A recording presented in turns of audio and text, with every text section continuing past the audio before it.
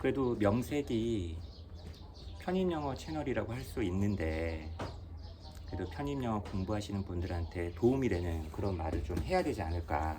이제까지는 기출문제 풀이 영상만 좀 많이 올렸었잖아요. 근데 이제 오늘 이렇게 라이브 방송을 켜가지고 이런저런 영상 찍으면서 그래도 마지막으로 좀 도움이 될 만한 말씀을 좀 드리려고 합니다. 그러니까 궁극적으로 시험에 붙으면 돼요. 합격하면 됩니다. 떨어지면은 할 말이 없어요. 근데 보통 시험에 붙는 사람은 되게 소수고, 시험에 떨어진 사람이 다수잖아요. 그리고 시험을 준비하는 사람이 훨씬 다수고, 시험에 합격한 사람은 소수고. 근데 의외로 뭐 커뮤니티나 아니면은 뭐 카페나 아니면은 오고 가는 그런 말 속에 보면은 준비하거나 합격하지 않거나 못하거나 그런 사람들의 말이 너무 많고, 또 의외로 현장에서 굉장히 유리된, 그러니까 딱 시험을 보고 있는 준비하는 학생이 아니라 굉장히 멀리서 높은 데서 내려다보는 강사들 아니면 업체의 어떤 그런 말이 너무 많은 포션을 차지하고 있다라는 생각을 좀 해보게 되더라고요. 답이 없어요. 답은 내가 만드는 거예요.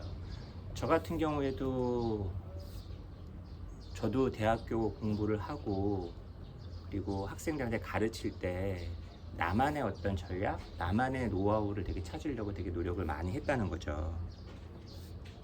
정해진 교재? 이것이 반드시 합격으로 이어진다? 라는 그런 어떤 교재 강의 없어요. 그냥 내가 합격을 하고 내가 입증을 해야 되는 거예요. 들어오셔도 되세요? 네, 저 혼자 찍는 거예요.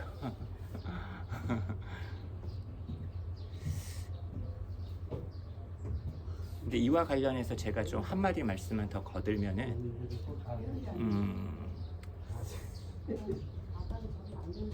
옆에 다른 분이 오셔가지고 제가 지금 조금 당황했습니다. 제가 이제 다른 영상들 아니면은 다른 채널 사이트 가가지고 강의를 좀 보는데 몇 가지 점이 좀 되게 눈에 띄더라고요. 가장 눈에 먼저 띄는 거, 어떤 문제풀이에 대한 얘기 해볼게요. 답이 3번이에요. 답이 3번이니까 답이 3번이야. 뭐 이런 거 있죠. 정확한 어떤 근거에 의해서 3이라는 답이 문법이 됐든 독해가 됐든 어휘가 됐든 이렇게 귀결이 돼야 되는데, 어휘 같은 경우는 무조건 외워라.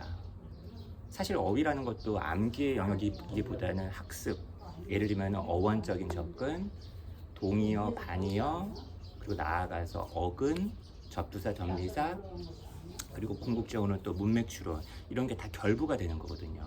그리고 어휘를 정확하게 안다라는 거는 그 어휘의 쓰임새까지 알아야 되는 건데, 물론 편입에서는 그런 쓰임보다는 이 어휘, 어려운 어휘를 아냐 모르냐가 더 중요하겠죠.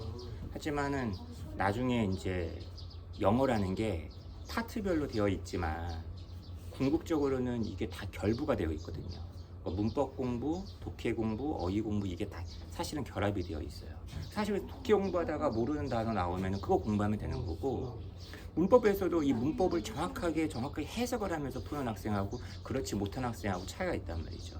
그러니까 그런 거를 좀 염두하면서 공부를 하면 좋겠다. 그래서 강의 들을 때 이런 강사들 너무 많아요. 가만히 보니까 귀찮아서인지 정말 몰라서 그런지 모르겠는데 답이 3번이니까 3번이야. 이런 식의 강의. 이런 거는 여러분들이 피하세요. 여러분도 이제 그런 걸 볼 줄 아는 사람이 돼야 됩니다.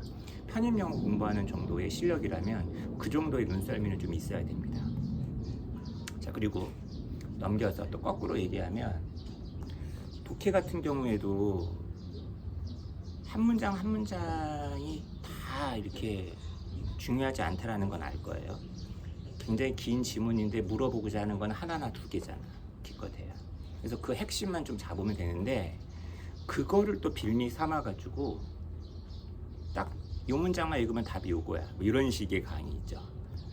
이 전체 이 글의 흐름을 잡으면서 이걸 잡아내는 것과 내가 이미 그 답을 알고서 근거 찾아가지고 설명하는 거는 정말 천지 차이거든요. 수험생 스스로 그걸 잡아내야 되는데 그런 거를 좀 잡아내는 눈을 강사나 교재에 의탁하지 말고 내 스스로 잡아내려는 훈련을 차근차근 하시기 바라겠습니다. 어떻게 보면은 급하게 그냥 좀 대학 다니다가 대학을 업그레이드 시키고 싶어가지고 하는 되게 편의주의적인 발상? 되게 욕심쟁이죠. 이 사회가 그런 사람들을 만들어내는 것 같은데 그런 게 공부 방법에도 적용이 되면 안 되겠고 설령 그렇게 해서 쉽게 대학에 들어가는 친구들이 있을 수도 있어요. 선배라든지. 근데 모든 사람이 다 그렇지는 않거든요. 좀 정도를 좀 걷는 그런 공부를 좀 했으면 하는 게 제 바람입니다. 그 다음에 학원들의 커리큘럼을 쫙 보니까 정말 노베에서 출발하시는 영어가 좀 잘 못하는 그런 분들이 좀 많아서일 수도 있겠는데 정작 실전 현장하고 너무나 유리된 너무나 기초적이고 너무나 기본적이고 광범위한 그런 문법, 독해, 어휘 이런 걸 가르치는 경우를 좀 많이 봤거든요.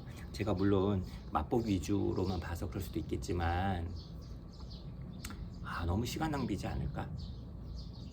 공부하면서 빨리 쳐낼 거 쳐내면서 핵심만 좀 잡아나가는, 그죠? 그래서 저는 약간 기출에서부터 출발했던 것 같아요. 그래서 기출만 올리는 것 같아요. 기출 보고 그 기출에 맞는 그런 공부를 좀 추려가지고 했으면 좋겠다. 이런 얘기를 좀 드리고 싶었어요.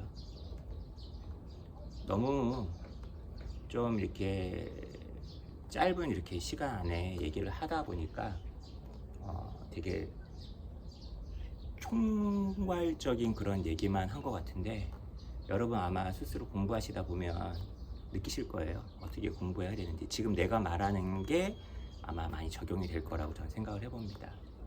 어떤 공부든지 마찬가지겠죠. 탭스가 됐든 토플이 됐든 수능이 됐든 수능 때 영어를 잘했던 분들이 노하우가 있으니까, 그러니까 수능 영어랑 편입 영어가 다를지라도 공부에 노하우가 있으니까 영어를 어떻게 접근하면 된다는 거를 요령을 알기 때문에 아마 잘할 거라고 생각을 해요. 조금만 발전시키면.